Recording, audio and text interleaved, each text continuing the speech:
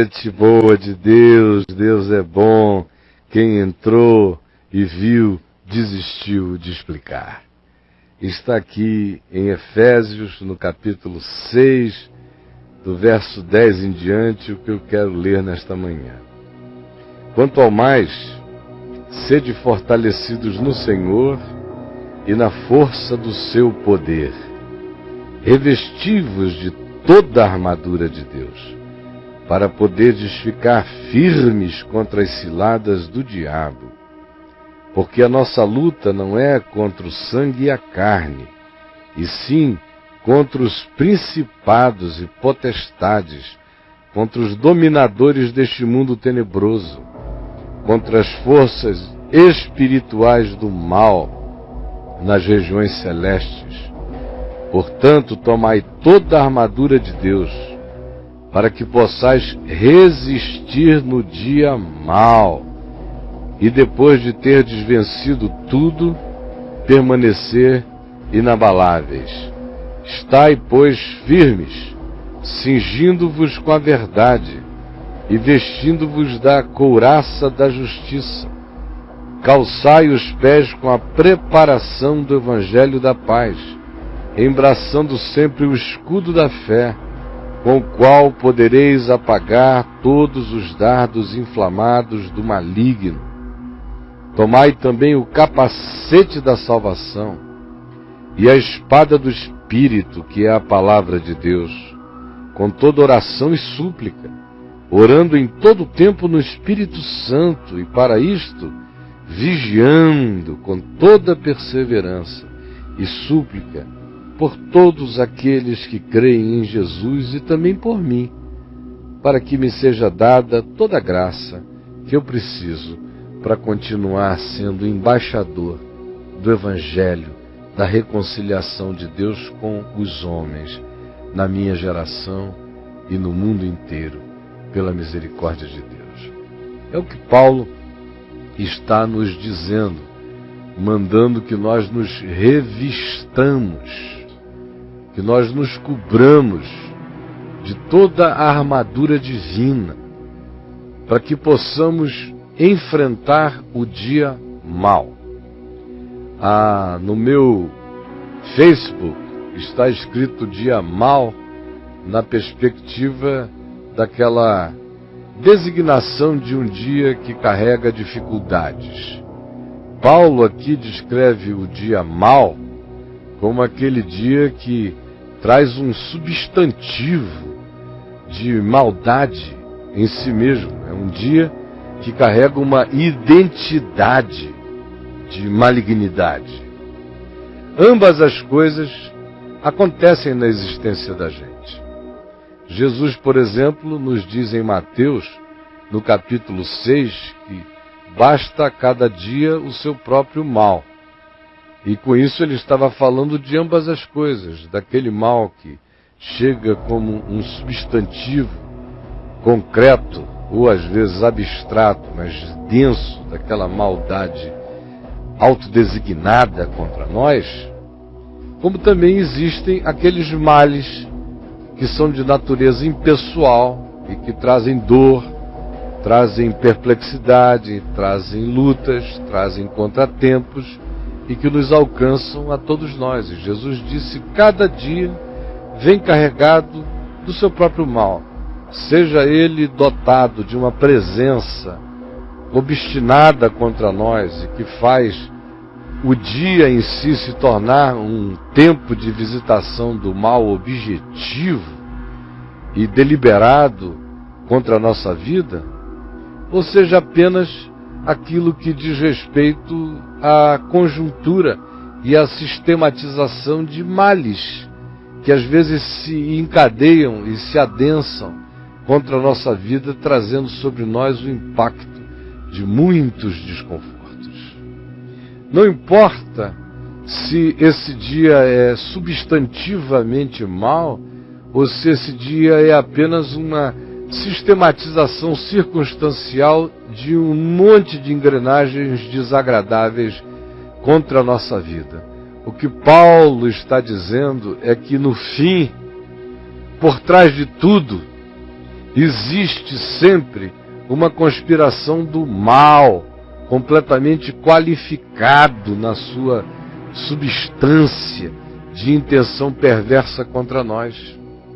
Por isso ele diz que a nossa luta não é contra carne e sangue, não é apenas contra as visibilizações das coisas, sejam elas de natureza humana, nos antagonismos humanos que nos surjam, ou sejam elas aquelas coisas de natureza espiritual e não tangíveis por nós, ou aquelas circunstanciais do encadeamento de situações. Por trás de tudo, ele disse, existem principados e potestades, existem forças, existem poderes, existem intenções malévolas, existem tentações, existem provocações, existe a obsessão maligna do mal, substantivamente identificado com Satanás, que intenta contra a existência da gente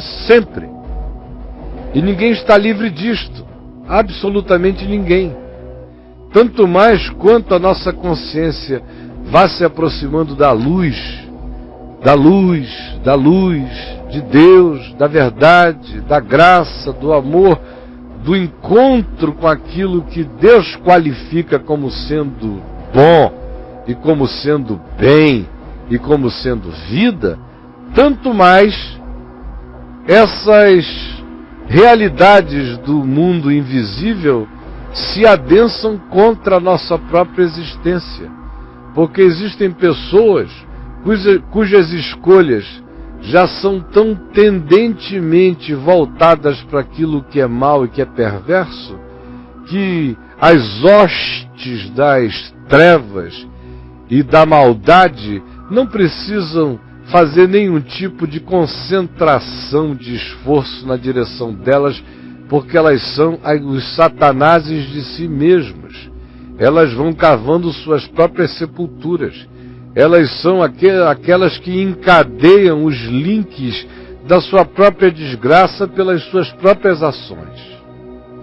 Mas quando a gente começa a querer andar com Deus, andar na luz, e a gente vai se distanciando das trevas e da sombra, e vai metendo a cara na verdade, tanto mais quanto isto aconteça, surgem as intensificações desse embate, essa obsessão maligna de querer afastar-nos da sublimidade, afastar-nos da maravilha da experiência de Deus, afastar-nos da consciência que, em se instalando em nós e crescendo em nós e dilatando-se em nós e enraizando-se em nós, vai nos fazer provar abundantemente a presença de Cristo em nossos corações, a habitação de Deus no Espírito, o gozo e a alegria de dele sermos. E essa caminhada na direção desse abraço, de botar a cara e ver, e sair da plenitude de Deus sem nenhum desejo de explicar, porque se penetrou no transcendente que agora se nos tornou imanente, como habitação permanente na nossa existência, aí as forças de principados, potestades e poderes voltam-se frequentemente contra nós. Por isso é que Paulo disse, revesti-vos de toda a armadura de Deus. Vocês puseram o pé no caminho. Vocês estão dizendo que querem luz, que querem ser filhos da luz, no mundo cheio de trevas. Vocês estão dizendo que querem ser guiados pelo Espírito de Deus, no mundo onde muitos e a maioria dos habitantes planetários vão sendo tangidos e conduzidos pelos espíritos que agora atuam nas mentes abertas e desprotegidas e que não estão revestidas de toda a armadura de Deus. Vocês puseram o olhar de vocês no encantamento da graça de Deus em Cristo Jesus. E justamente por isso há uma mobilização intensa de todas as forças de tudo aquilo que é ação mediúnica do mal, na dimensão aqui chamada por Paulo de celestial, na perspectiva de que é uma outra camada dimensional diferente da nossa, mas que tem as suas interseções, tem os seus pontos de encontro, tem os seus portais de entrada, alguns na própria existência, outros criados pela vida da gente quando a gente anda desavisadamente. E ele diz, por esses caminhos, essas forças antagônicas se expressam nesses momentos especiais em que o coração da gente está decidido a botar o pé e não mais tirá-lo do chão da graça de Deus da nossa existência. E aí vem tudo que é ação perversa. Elas se vestem muitas vezes de carne e de sangue, de pessoas que são diabolos na nossa vida, que chegam para querer dividir, para querer cindir, para querer gerar facção, dissensão, discórdia na nossa existência, se manifestam através de seres humanos que se tornam satanases, opositores gratuitos da nossa nova, alegre e feliz caminhada no Senhor Jesus. Manifestam-se como carne e sangue na medida em que se manifestam como emulação e provocação dos elementos que já estejam instalados, como cobiça, como fragilidade em nós mesmos. E ninguém se engane, essas forças mediúnicas do mal nas regiões celestes são os mais poderosos psicólogos das trevas que se poderia conceber ou imaginar. E eles sabem tudo sobre os nossos tiques nervosos, sobre a nossa natureza, sobre os nossos desejos, sobre as nossas cobiças. Se um observador externo, conversando com você só de vez em quando, ou lendo o que você aqui poste, muitas vezes tem a sensação de ver a pessoa por inteiro, onde a pessoa está, imagine aquele que é dotado da invisibilidade e com uma inteligência mais do que milenar. Sabe Deus quantos anos e anos e tempos e eras tem de acumulação de pensamento e de discernimento para o mal, essas inteligências dos principados e das potestades, e que nos observam de dia e de noite, para quem nós somos razoavelmente, completamente óbvios.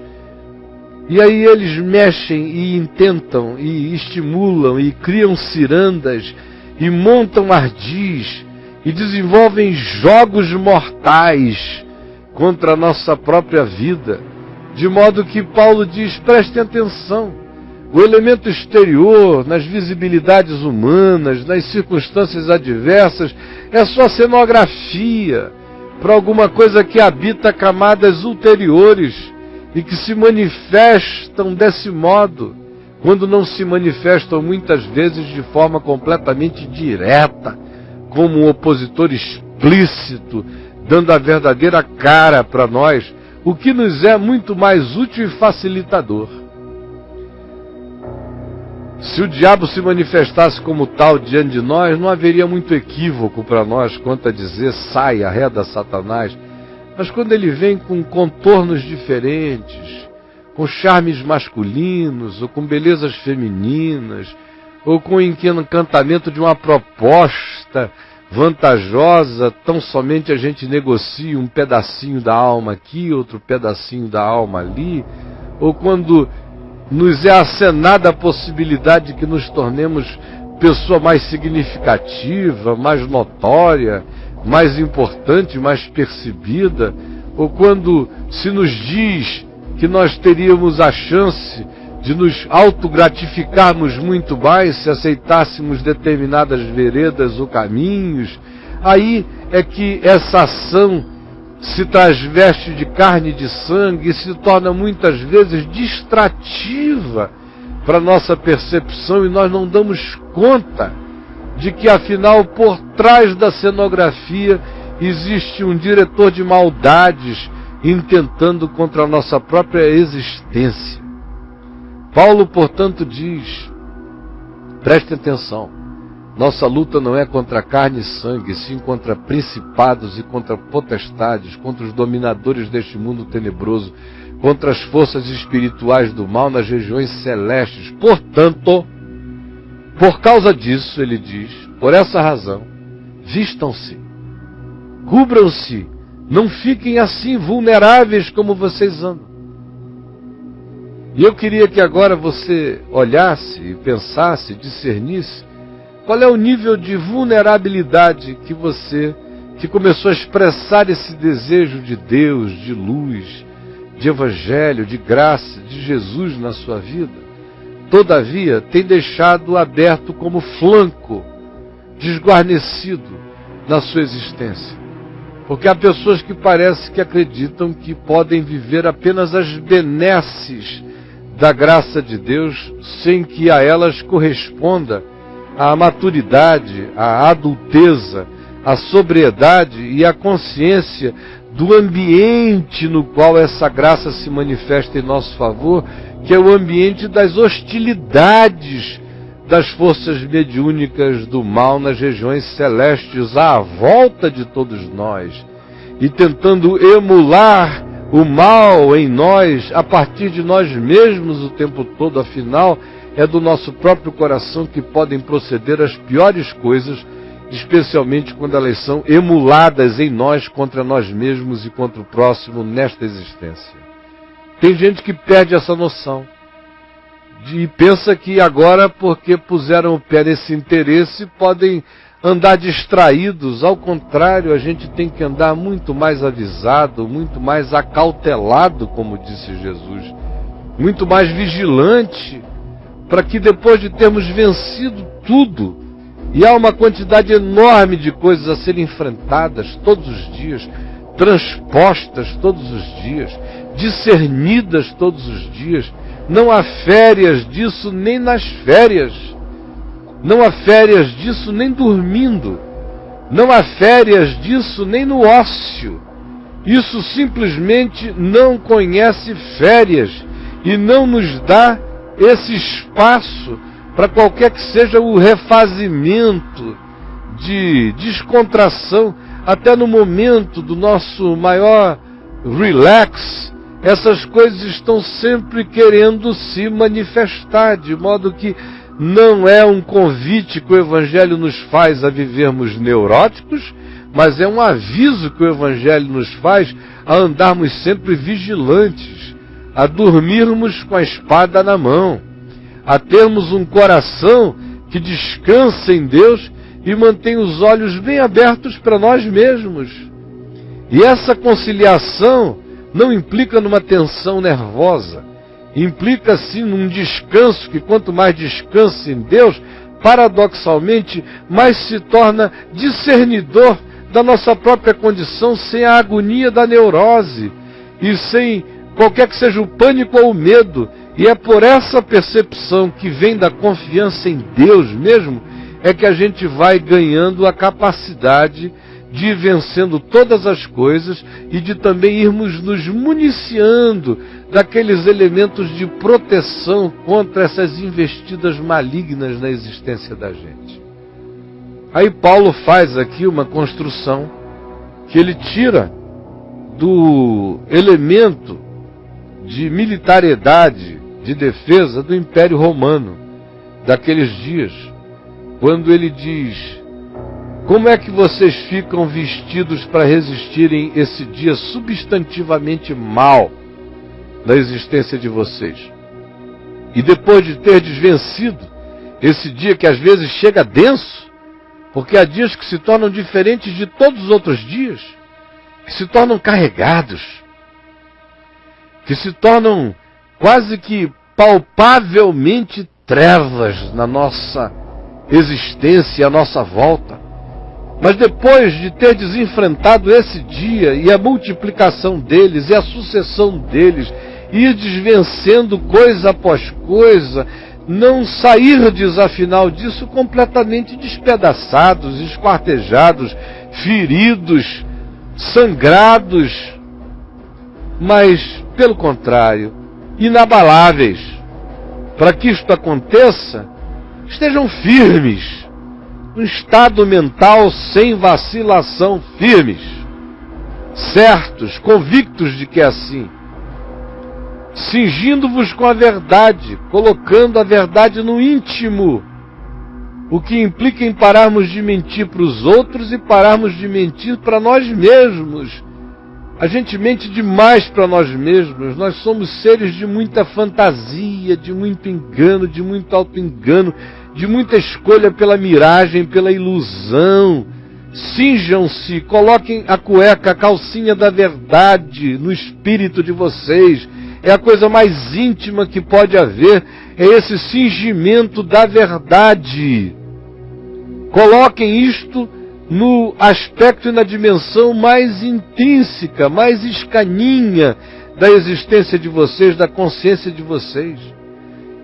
E aí ele vem da intimidade mais profunda para a manifestação mais externa, vestindo-vos da couraça da justiça.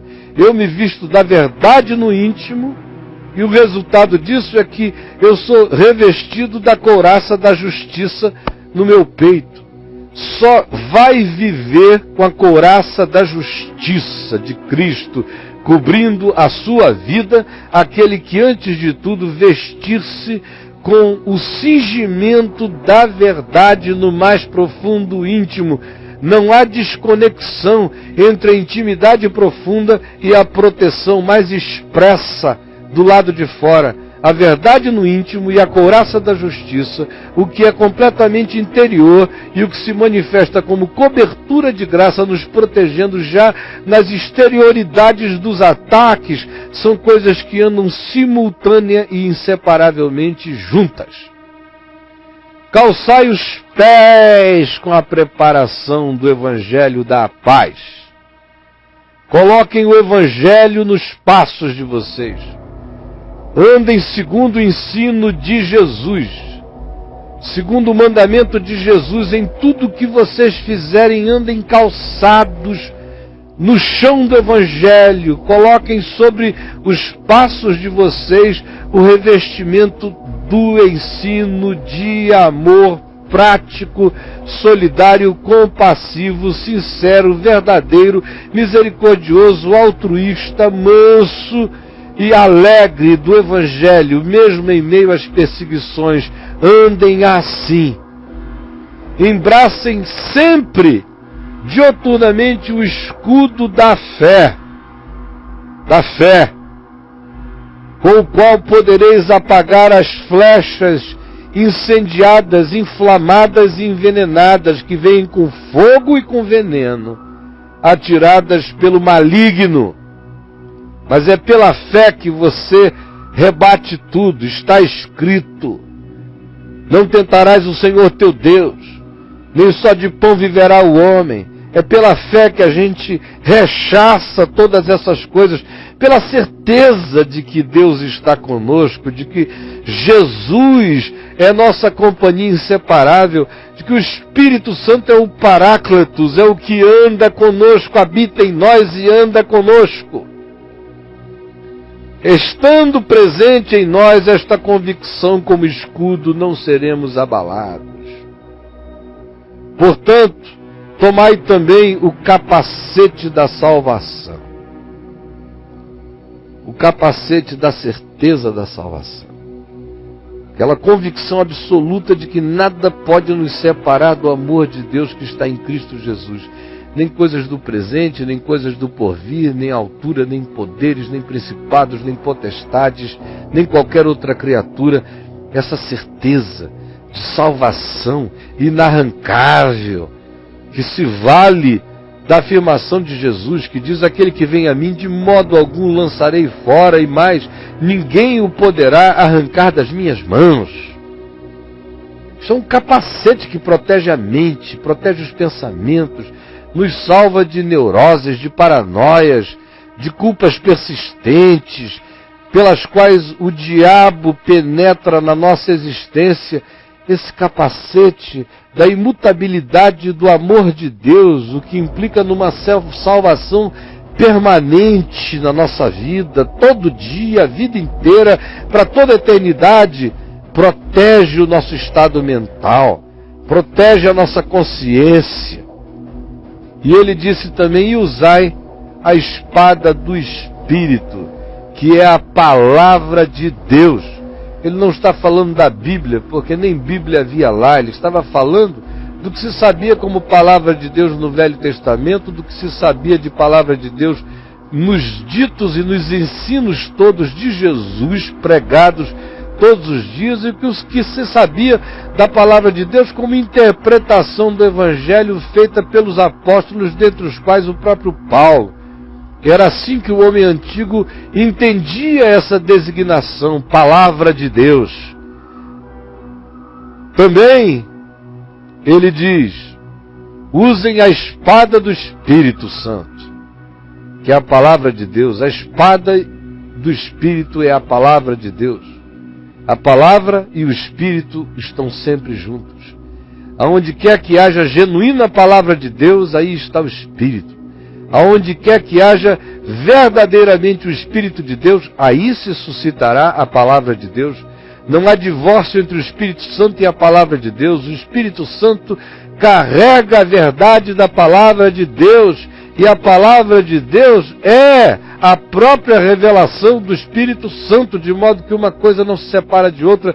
Não se pode dizer que ele conhece muito a palavra, mas não tem o Espírito. Não, ele no máximo conhece um livro, a Bíblia.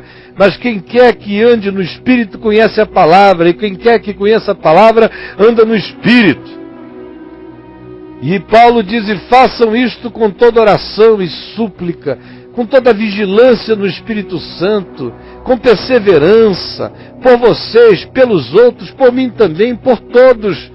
Mantenham a mente assim completamente cheia, porque as tentações são muitas e o dia mau é substantivamente concreto quando chega. Todo dia a gente tem nele muitos males a enfrentar, todos os dias.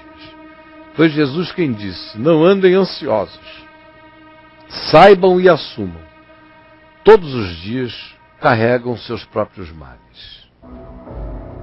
E ele disse: no mundo tereis aflições. Então não tenham surpresas, aflições chegam. E elas são aflições porque elas chegam sem aviso, chegam sem nenhuma prévia, sem comunicados, sem datas agendadas. Elas chegam como susto, como perplexidade, como pânico, como surpresa, como choque. Tereis muitos dias de choque, como diz também o livro do Eclesiastes, quando nos garante que muitos dias serão dias de escuridade, de trevas, mas que a gente deve aprender a alegrarmos-nos em Deus todos os dias na sua luz, e a termos sempre limpas as nossas vestes espirituais e a nossa cabeça perfumada com o óleo da unção da graça divina na nossa vida. Mas saiba, não há por que pensar que será diferente ou que existe alguma cláusula de exceção em relação à nossa existência. No mundo tereis aflições. Não andeis ansiosos, basta a cada dia seu próprio mal, a sua própria carga. Todavia, gente boa, existem aqueles dias que, como eu disse no início, eles se tornam concretos, de uma intenção perversa. E não é apenas um dia de 24 horas, é um dia com D maiúsculo, é um dia era, é um dia tempo, é um dia estação. Eu já vivi esse dia mal, não como um dia, eu tive milhões de dias maus na minha vida. Todo dia carrega a sua própria contradição, sua própria luta. É normal, é natural. Isso tem que sair na urina da gente, sem nenhuma ansiedade. Agora, existem determinados momentos que chegam como tempo do mal na existência da gente, tempo do mal. E eu me lembro perfeitamente que a partir de janeiro de 1995, numa sucessão encadeada, eu experimentei 10 anos de um dia mau. Até janeiro de 2005. Janeiro de 95 a janeiro de 2005, eu vivi 10 anos de um dia, era tempo mau na minha vida. Começou com um evento, um episódio que se conectou a outro, que se conectou a outro, que foi se conectando, e eu estava dando brechas.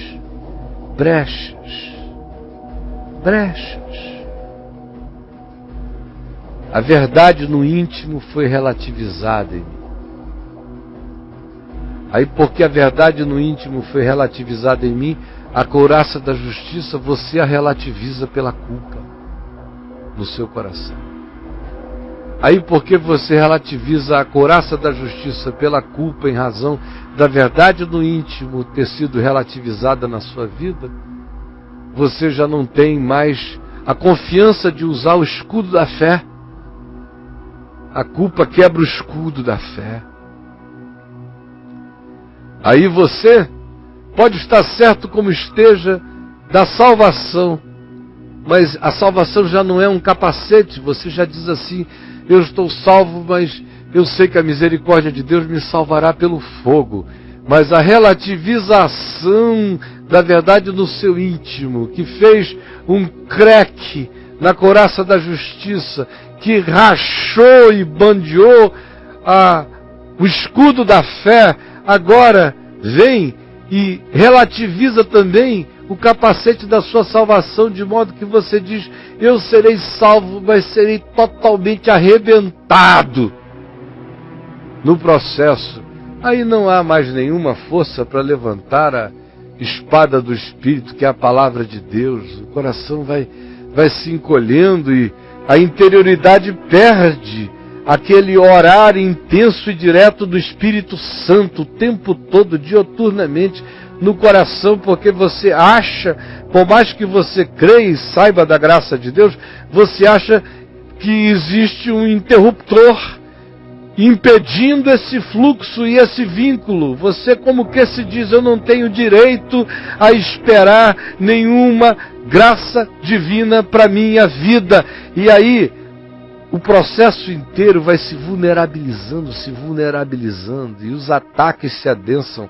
E quando você anda na luz, e tem uma história inteira de luz, e de repente você se apresenta assim, nesse desguarnecimento, nessa fragilização, nessa relativização que procedeu de decisões deliberadas do seu coração, meu amigo, minha amiga, não tenha dúvida.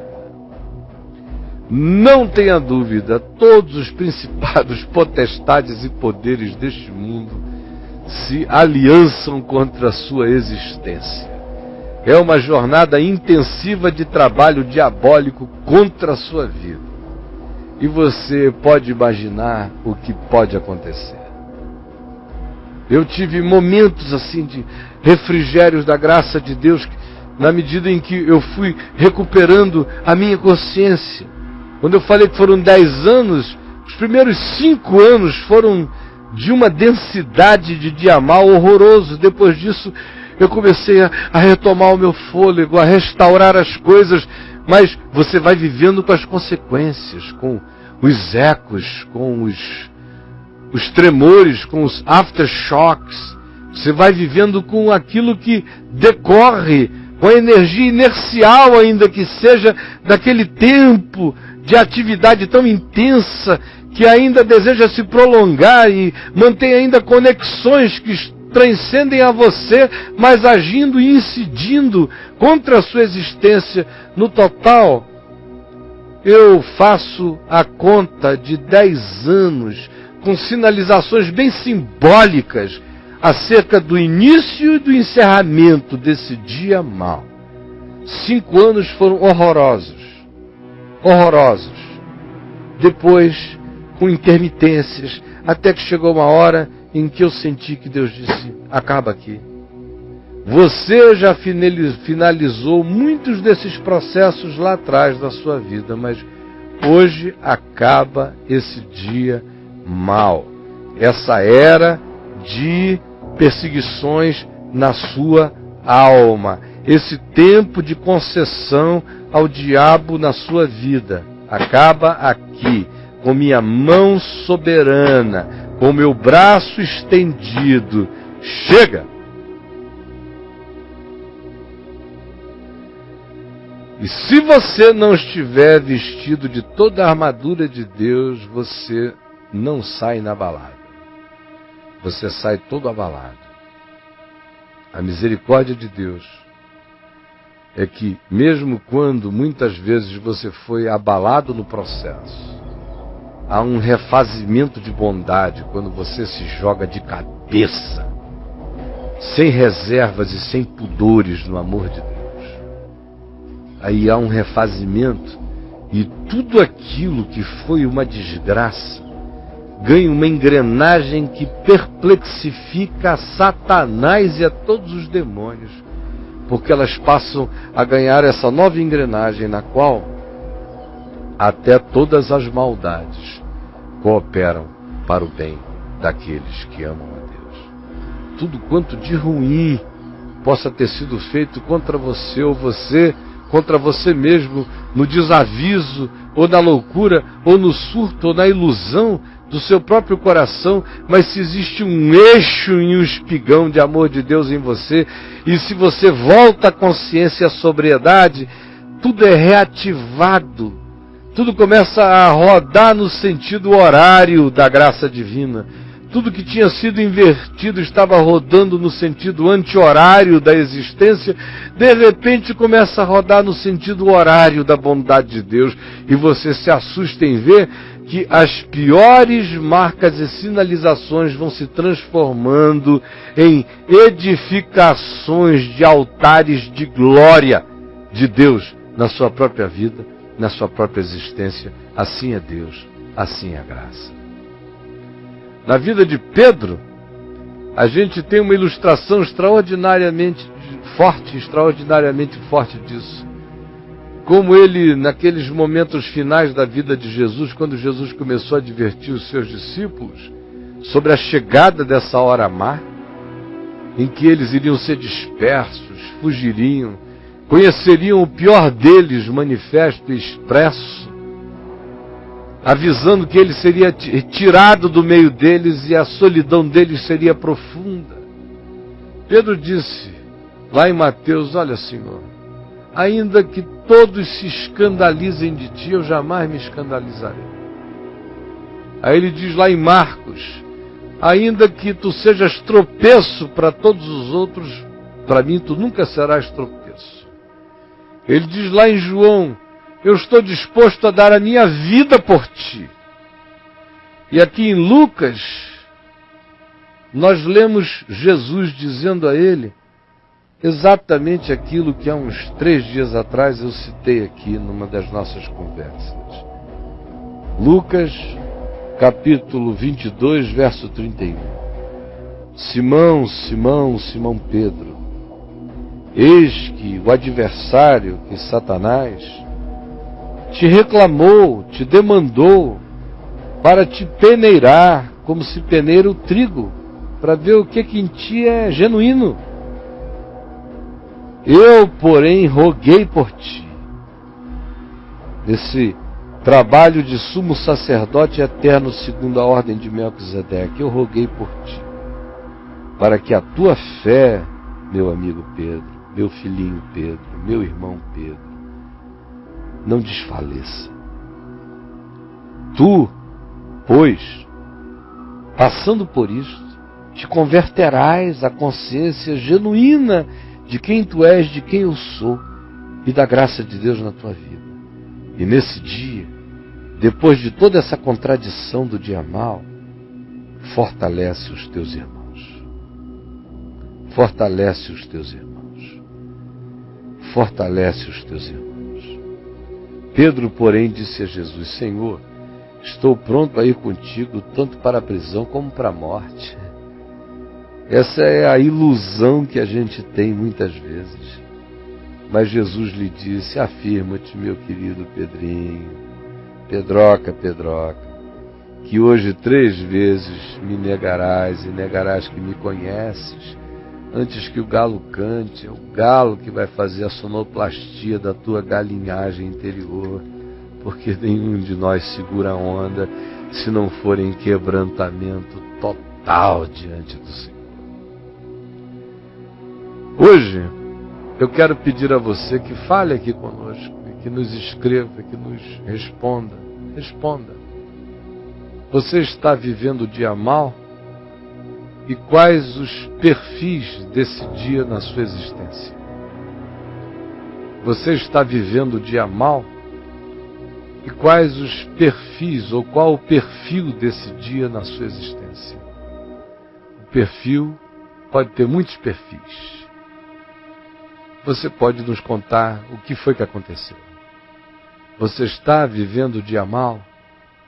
E qual é o perfil desse dia na sua existência? Essas duas perguntas aparecerão daqui a pouquinho aí para você. E ficarão permanentemente. E eu espero que você lote o nosso chat falando deste assunto agora.